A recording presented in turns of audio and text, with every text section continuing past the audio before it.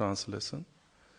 Words, mind and ego, with their respective controlling demigods, have failed to achieve success in knowing the Supreme Personality of Godhead.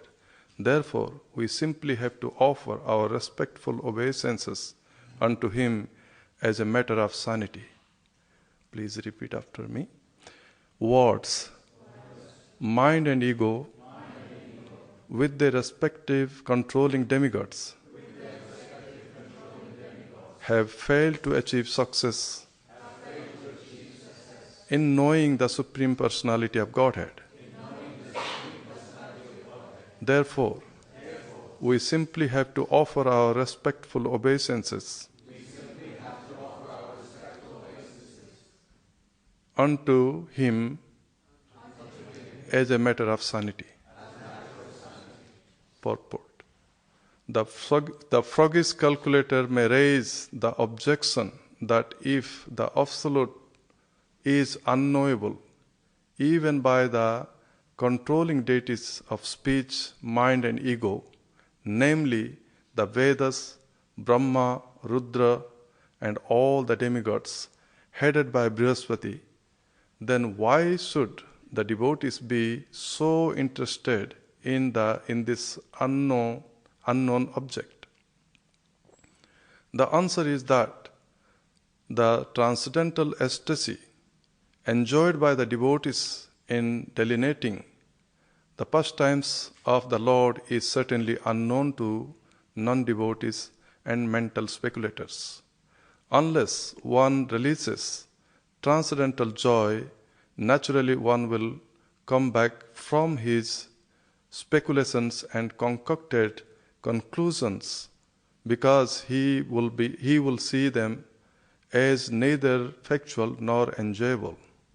The devotees can at least know that the absolute truth is the Supreme Personality of Godhead Vishnu, as the Vedic hymns confirm.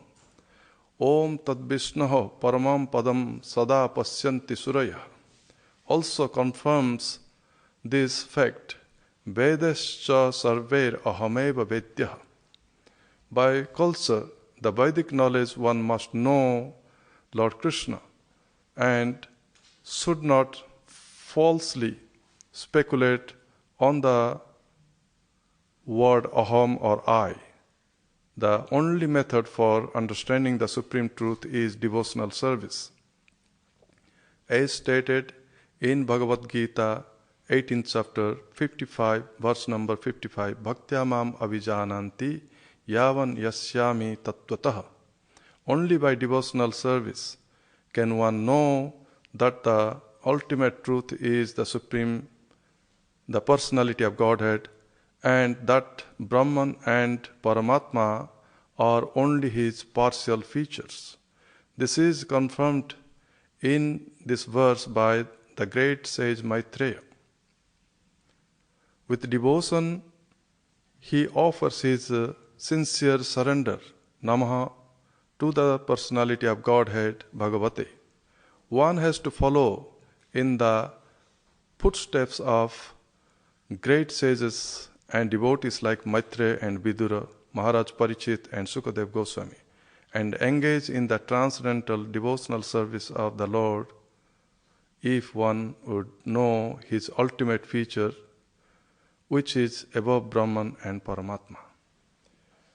Om Ajnanatimirandhasya Jnananjana Salakaya Chakshurunmilitam Yenam Tasmai Shri Gurave Namaha.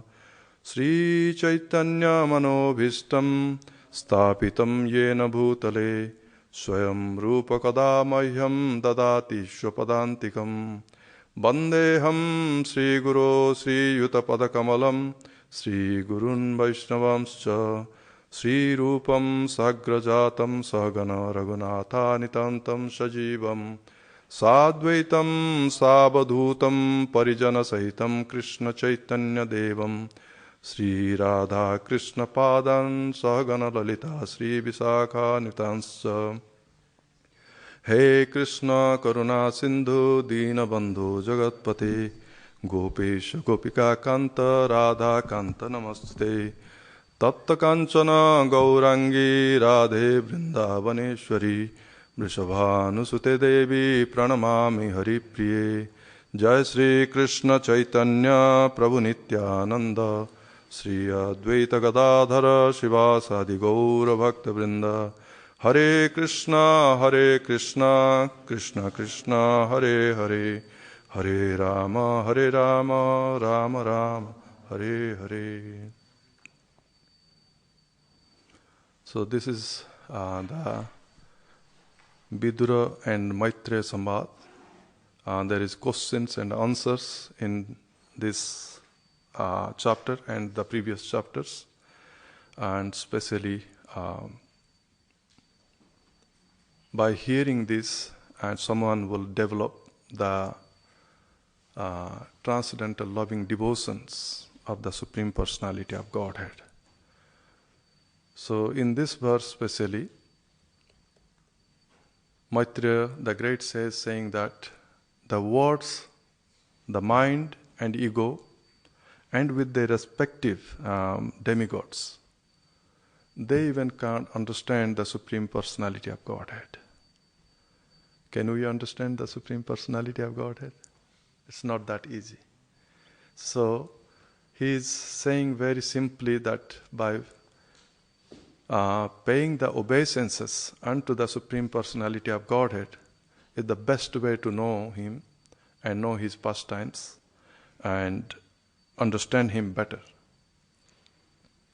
This is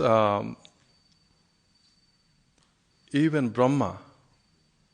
He came out from the navel of the Lord Vishnu, and still he is not aware that, where he is coming from, the beginning of him. He even doesn't know. Brahma is the son of Vishnu, and still he doesn't know that where he is coming from. And how about the human being? By our material senses, we can understand the Supreme Personality of Godhead. But having said that, Srila Prabhupada very clearly says that the devotees are totally different. What they do, they engage themselves in the devotional service. So how the devotional service, what the devotional service includes? Anyone can say?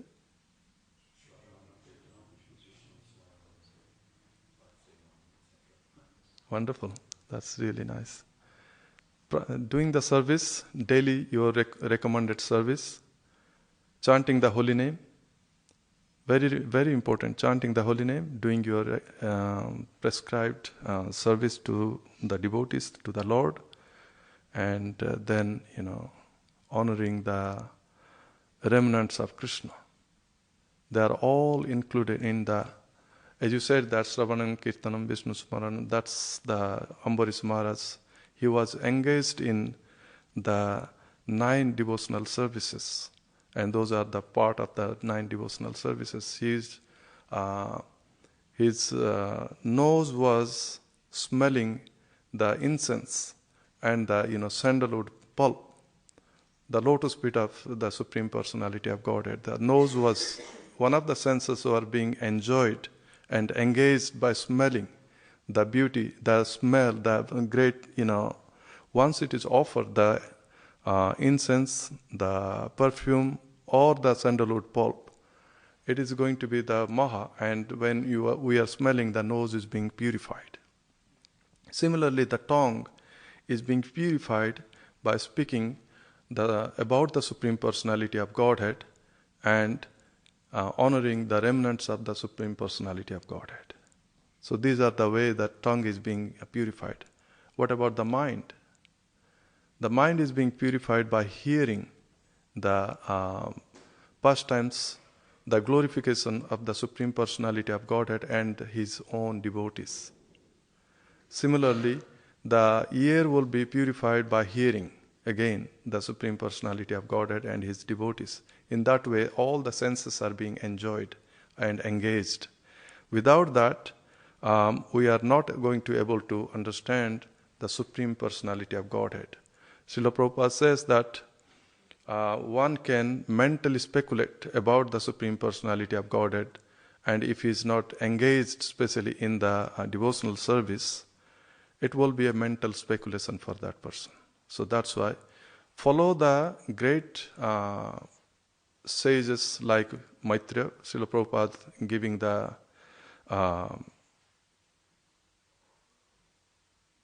clear instruction to us that follow the great sages like Maitreya, Vidura, and follow also the great sage like great devotee like Maharaj Parikshit and Sukadev Goswami. And of course, Srila Prabhupada. Srila Prabhupada has given us everything to know about the devotional service. His main object was engage yourself in the devotional service so that you can go home back to Godhead. So, we should follow also footsteps of Srila Prabhupada, his instructions especially, that engage yourself in the devotional service, chant the holy name, 16 rounds fasting in the morning, honor the Mahaprasad fasting in the morning and throughout the day whenever we are getting the chance. So that's the way we can go home back to Godhead. Simple, very simple procedure, and there is no complication. But the mental speculators, or there is certain group of people, they like to speculate. No, you can achieve God by doing this austerity, do this austerity, do that austerity. We know our devotees, they are always engaged in austerity as well as the devotional service. First thing in the morning, around 3 o'clock they get up, they take shower.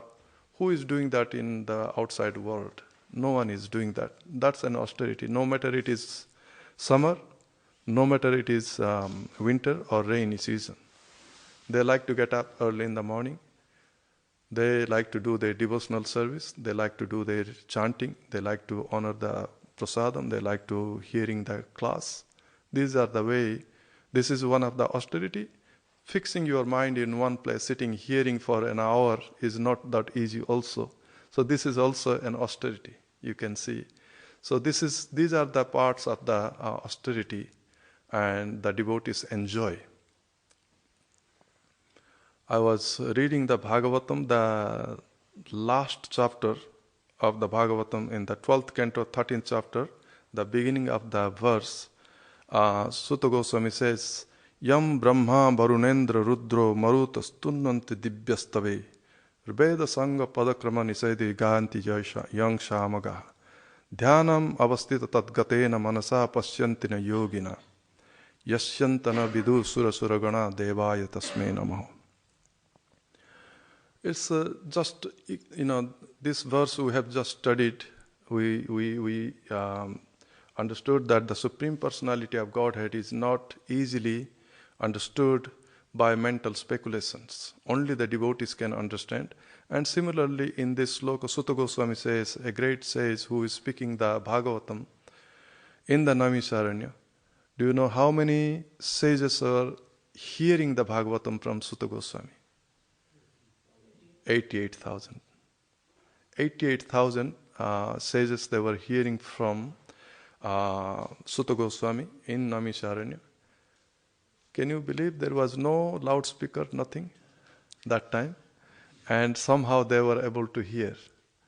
So 88,000 sages they were hearing from Sutta Goswami. They have nominated Sutta Goswami as the right, perfect candidate for speaking the Bhagavatam because he had the quality.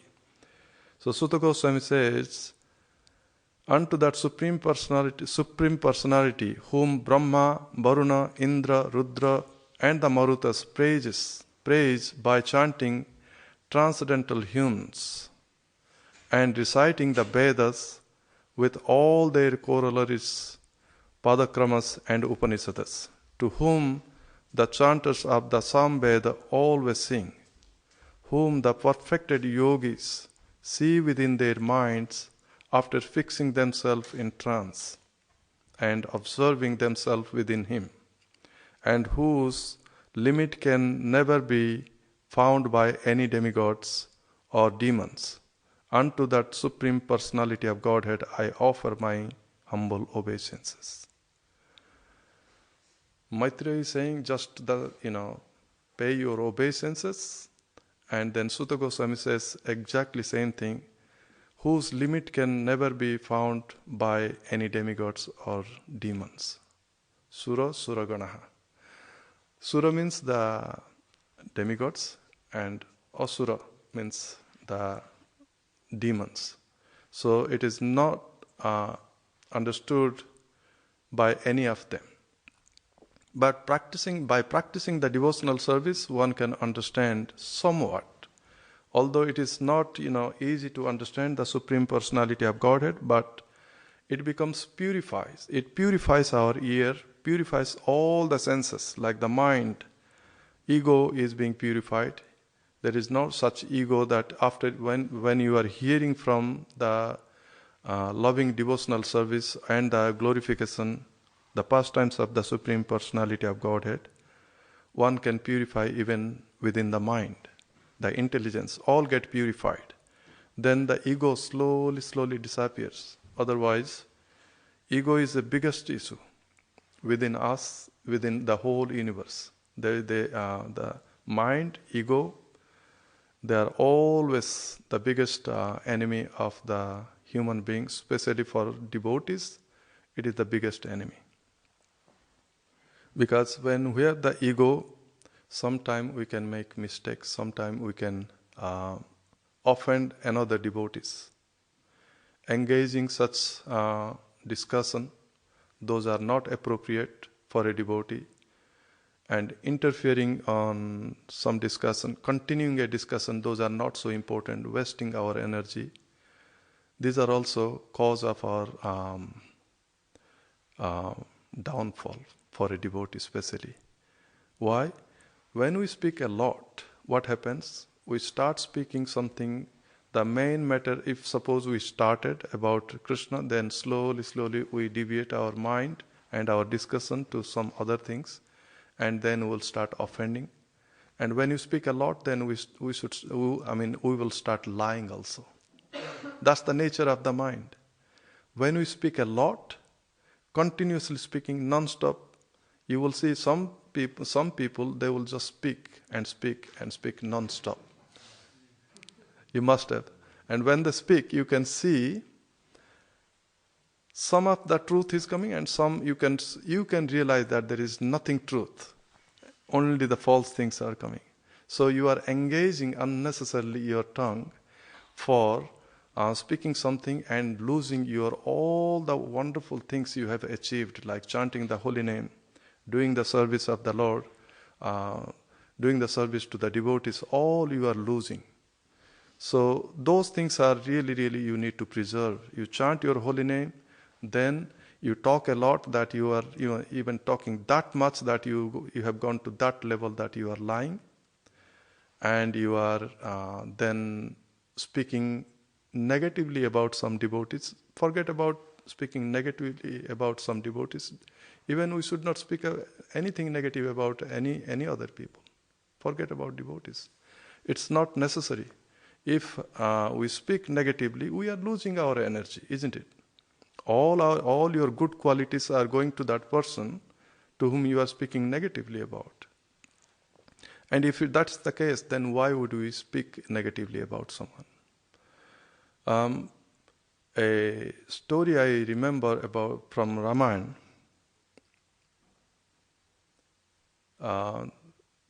Anyone know about the Sabari story in Dandakaranya? It's such a beautiful story. Sabari, as you know, that she is a tribal lady, and the tribal lady, they are not so much respected equal to the higher caste people. They are always portray that they are very low caste and lower class. Sabari or the tribal people, generally they live in the forest in India. So still nowadays they are living in the forest. Now they are modernizing, things are changing, but we can see they are now coming, to the mainstream. They are, otherwise, when I was a young boy, I have seen the Sabari and Sabar. The man is called Sabar and the female is called Sabari. So their language is different and they don't know what's going on around. Sometime they will come to the towns and villages. Generally they will stay in the forest and then they will use their bow and arrow to hunt the wild animals for their food. So that's the nature of those kind of tribals they used to do. But they have now, in India, they are joining in the mainstream. But still, in the deep, dense forest, still there is tribal people they are living. So in Dandakaranya, when Lord Ramachandra was visiting, this story was described. One of the forest Lord Ramachandra visited, that was Dandakaranya. There was so many great sages practicing the austerity, practicing the meditation to get Lord Ramachandra into their ashrams. So many of them. And what happened? One of the great sages was Matang Rishi. Matang Rishi was having one ashram and he has some disciples. And in that ashram, along with other ashrams, there was sages. They will some of the sages they will eat only once a day, some little bit grain, and some of the sages they will eat only fruit once a day, and some of the sages they will eat only leaf, not only the fruit, leaf. And some of the sages they will drink a little bit milk, the whole day. And some of the sages they will not even drink milk, they will drink a little bit water. And some of the sages they will not drink even water, they will just live without anything, only air. So that much austerity they were doing. And in this meantime, what happened? Sabari, the tribal lady, she would every day, by seeing the great austerity by all the great sages, she would come at midnight around 1 o'clock 1 a.m. in the morning. She would bring dry wood for them. Keep the dry wood in front of their door, in front of their cottage, and then she will leave, she will disappear. Not only that, she will clean, she will sweep the in front of their verandas as well as the path. So without the sages, they will understand that this is what happening at night. When the morning the sages getting up, they will say, "Wow, maybe somebody has helped us bringing all the dry wood, so we can cook today." And some of those are not eating any food, then they'll say that, "Okay, we can burn the wood for getting the heat." So, but they didn't know who is keeping these things. So she was doing the devotional service every day, every night. She would bring those wood and clean the path, clean their verandas, everything that she is going to do. That's her service. So one day, Matang Rishi, he decided who is doing this. Ask his disciples, "Are you doing it?" The disciples said that, "No, Gurudev, we are not doing it. I am not doing it." He asked other disciples, "Are you doing it? Are you doing it?" Everyone says that, "No, we are not doing it." Then Matang Rishi decided that who is doing this? Taking away all my austerity by doing this. All the good austerity I am doing, and that person is taking away. Although Matang Rishi was so perfected in his yoga, he could have seen who is doing it. But this is a pastime also by Lord Ramachandra. So he asked, then finally he decided to awake at night and wait for the sound, who is doing this. So one night when Sabari came, kept the wood around in front of the cottage, then Matang Rishi said that, "Oh, wait, who are you? What are you doing here?" Then she started scared. Sabari started scared because she thought that she is not committing any offense to a great sage. Jai Sri Sri Radha Gokulananda, Sri Sri Sitaram Lakshman Hanuman, Sri Sri Gaur Nitai ki. So, Sabari started to get scared that she might be punished by great sage Matang. But the great sage Matang replied that, "Daughter, please don't get worried. I'm just wondering why you are doing this to me." She said that, "My dear, Guru, I already, accept you as my Guru. I, always in my heart set you as you are my Guru, and I'm keeping this wood for you so that you can use it for your cooking or your burning the wood for your getting heat. So all these things, that's why I'm keeping it for you and cleaning your path." Matang Rishi said that, "So what are you doing?" "No, that's all I'm doing. I don't do anything. This is my I feel this is my service to all the saints here, and I don't do anything." Then Matang Rishi said that, "Okay, stop everything. Come here, close to my ashram, make a cottage, and you stay here, and I will give you initiation." So that time the ladies, they were not getting initiated. Only the men was getting initiation. And that also very selected, not everyone. When Matang Rishi said that, Sabari was very happy. She is going to get the initiation. And she got the initiation. And the initiation, she has to chant the holy name of Lord Ramachandra, Ram, Ram, Ram, Ram.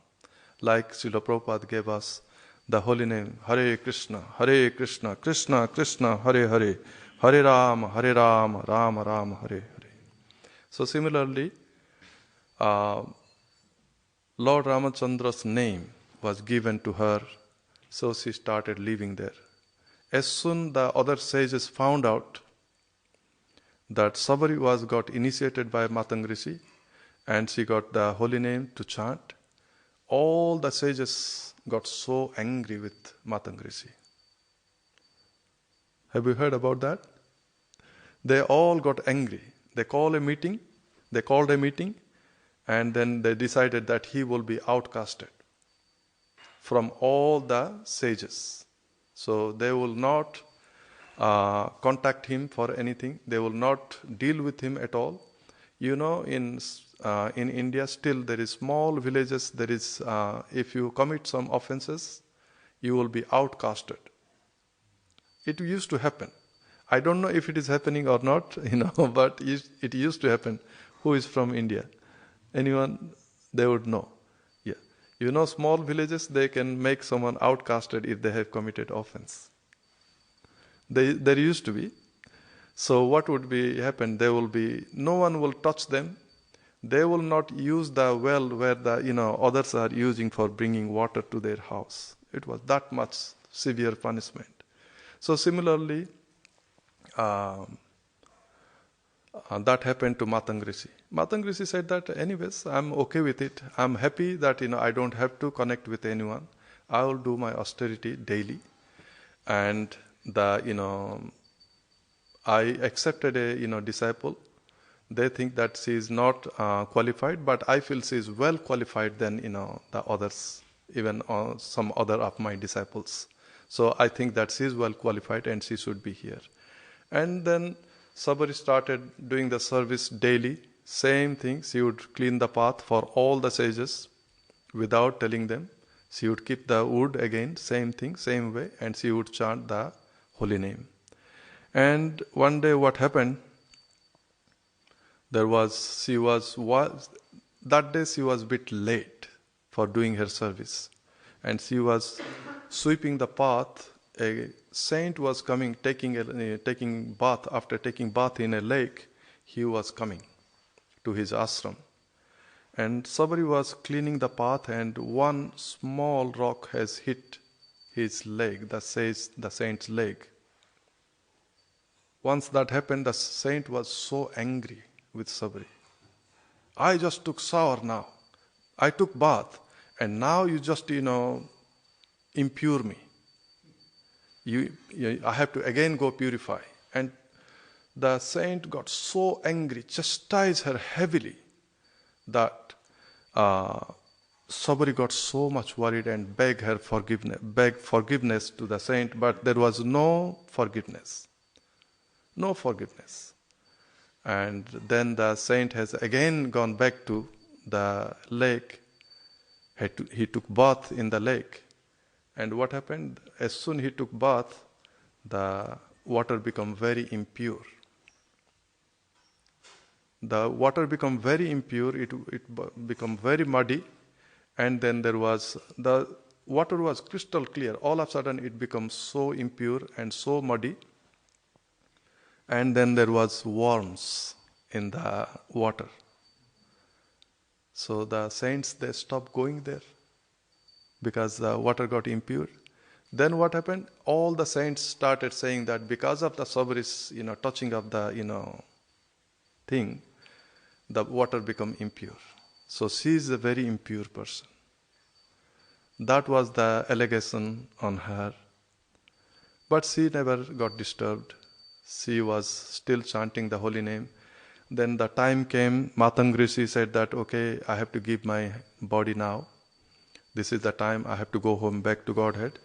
And you stay here, you chant the holy name, and you chant here the holy name, and Lord Rama, specially, he will come to see you. He will come to see you, and you believe my words. And Sabri was great faith on her guru. She asked how long it will take for Lord Ramachandra to come. The guru said that it will take 10,000 years. You need to stay here and chant the holy name, and then the Lord will come here. So anyways, this is what happened. After the guru has left, 10,000 years after, the Lord has entered into the Dandakaranya. Sita has already been kidnapped. Lakshman and Lord Ramachandra is visiting Dandakaranya.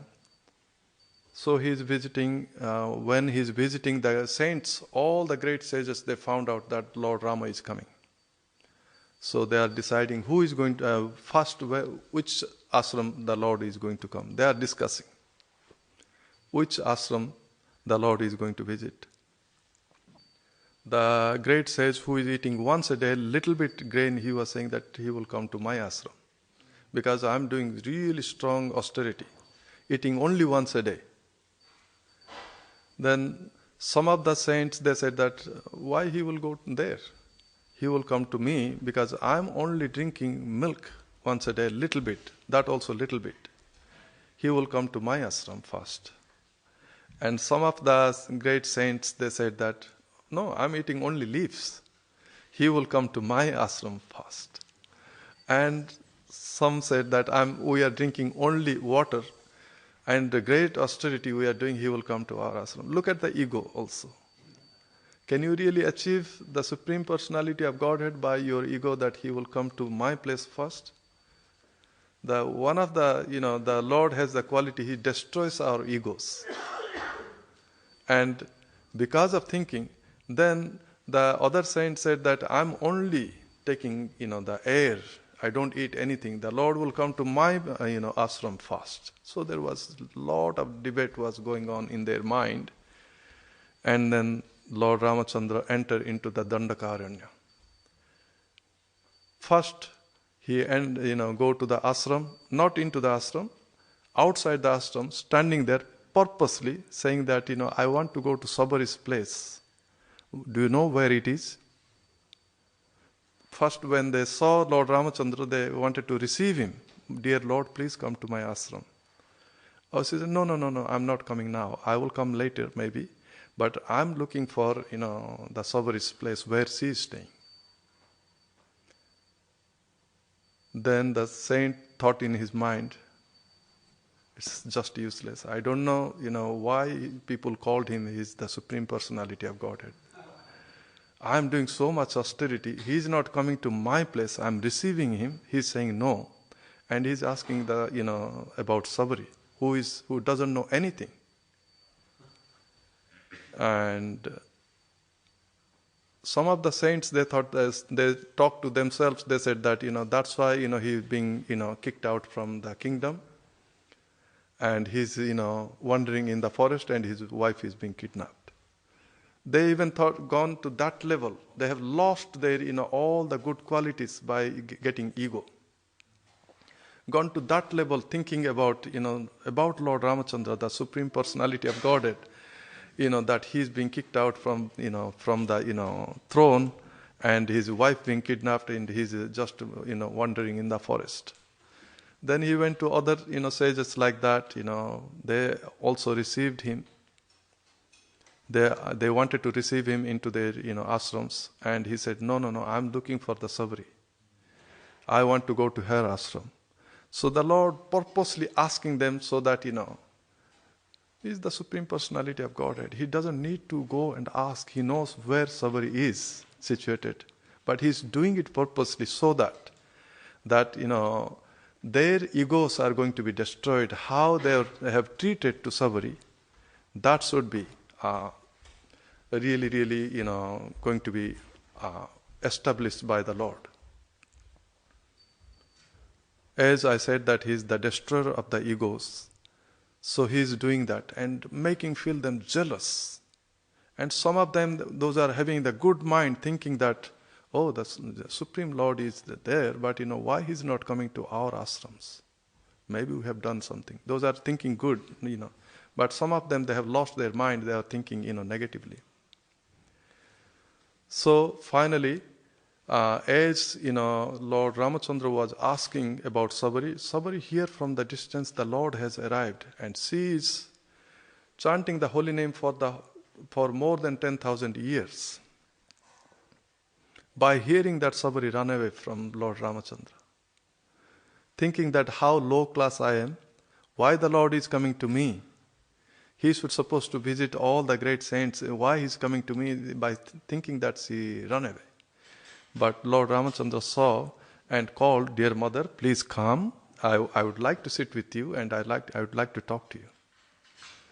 And somehow she accumulated her strength and the energy to face the Lord and come to her ashram. They sat together. Then the Lord asked quite a lot of questions and answers, and asked for some food. I'm so hungry, I want to eat from you, whatever you have. And Sabri had some root vegetables and some fruits. All those are collected from she would always collect the fruits every morning, thinking that Lord Ramachandra will come today, so I will offer him. So last 10,000 years he is doing the same ritual, collecting from the forest all the fruits and saving them. By saving them, she is thinking every day the Lord is going to come and he will have it. And after 10,000 years, the Lord is asking, please give me something, I would like to eat. So finally, the Lord has taken his food, some root, vegetables and fruits. And then the great sages, those are doing the austerity. Of course, we cannot bring them down.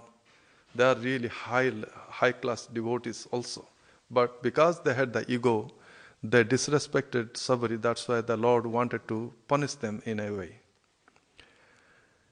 The sages they got together. Somehow they got the courage, and they said that, dear Lord, although you are the destroyer of the egos, we have a very bad situation here. Please help us.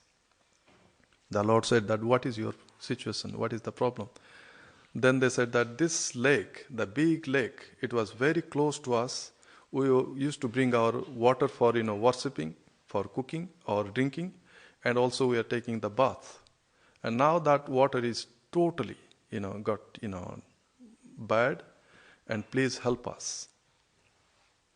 If you put your lotus feet there, then, the water will be purified. Then the Lord said that I am a Kshatriya. A Kshatriya can put in their foot in the water. Then do you think the water will be purified? You are the great sages. Have you tried yours? Tried your feet? Please place your feet first in the water. Then, I believe it can be purified. Then the sages, they are looking at their face, each other. They are thinking, what if it didn't, turn into, clean water? So they are getting worried. And finally they started one by one, and nothing has happened. The water got more muddy and more, really bad. Then they requested, the Lord said that, okay, can you do that, put your lotus feet? The Lord said that I can do that certainly, but I don't know if that can happen, but I can. Since you are requesting, you are my great devotees, how can I not do that? The Lord, put his lotus feet, and the water become really, it was muddy, now it become bloody. And the worms, they were small, it become larger and bigger. The water become really, bad. And some of the sages, those who didn't have that strong faith on the Supreme Personality of Godhead, they thought that, I don't think why we are calling him the Supreme Personality of Godhead. There was a lot of question in their mind. But the Lord wanted to, perform his pastime through Sabri. So what happened, they said, the Lord said that if you think just think one moment why this water become impure. They all said that because of Sabri. She was sweeping, the little rock, hit the, saint, and he went to take shower there and bath there, and that's why it turned into muddy. Then he said that what if you think because of chastising Sabri, a great saint, a great devotee, my great devotee, don't you think that is the great offense he has committed? And after that, after chastising and not even receiving even she apologized, he was not receiving. That was the biggest offense. And that's why the water become muddy and really bad. They said that it could be true. Some of the saints, they said that no, it is fully true. The Lord never tells lie. Satya Bratam Satya Param Tri Satya. He always tells the truth. He never tells a lie. So the Lord said that, okay, bring Sabri and bring her lotus feet into the water, then it will be all purified. Then, the saints, they were looking, and Sabri ran away from again that place. Said that, because of she was getting embarrassed that her feet touch the water, then the water will be purified. Then she ran away. Then the Lord said that if she ran away, wherever she was standing, just take the dust of her lotus feet and put in the water and see how it is happening. And exactly that was done. They took the dust of her lotus feet and put in the water. The water became all of a sudden crystal clear. You can see the ground from the top. So that was the glories of a devotee. Although the great devotees were there, but because of their ego, they didn't understand other devotees and their lordship. And that's why that was the punishment for them. And as soon they, saw the water got crystal clear, they started, glorifying Sabri. They thought that how, unfortunate we are that we couldn't even understood the great personality like Sabri. They wanted to, have her association. By hearing that from the sages, by her yogic power, she burned herself into the ashes, and she has gone back home, back to Godhead. So the saints, they started crying, realized that, how big offense they have created, and how they have created offense at the lotus feet of a great saint like Matangrisi. So that is the story in the Ramayana. So sometimes devotees cannot understand, even devotees cannot understand the Supreme Personality of Godhead. They were questioning even the presence Lord Ramachandra was present there. They were questioning about his status, thinking that, he might not be the Supreme Personality of Godhead. That's why he's being kicked out from the house. That's why he's in the forest. All these questions in their mind. Why? It is not easily understandable by just the mental speculation. By only surrendering unto the Supreme Personality of Godhead and his devotees, great devotees like Srila Prabhupada, only a person can understand, a devotee can understand somewhat the pastimes, the love of God. That's the way how we should supposed to be practicing our devotional life. Chanting the holy name is most important. Doing the service, devotional service, chanting the holy name. So I would like to pray to all our Vaishnavas, please focus on your chanting. Chant the 16 rounds with a great conviction, thinking about the Lord and His pastimes. That would be great. Not letting your mind going and overtaking you anywhere, anything. That way you will achieve a great deal of devotional qualities. Hare Krishna. Any questions?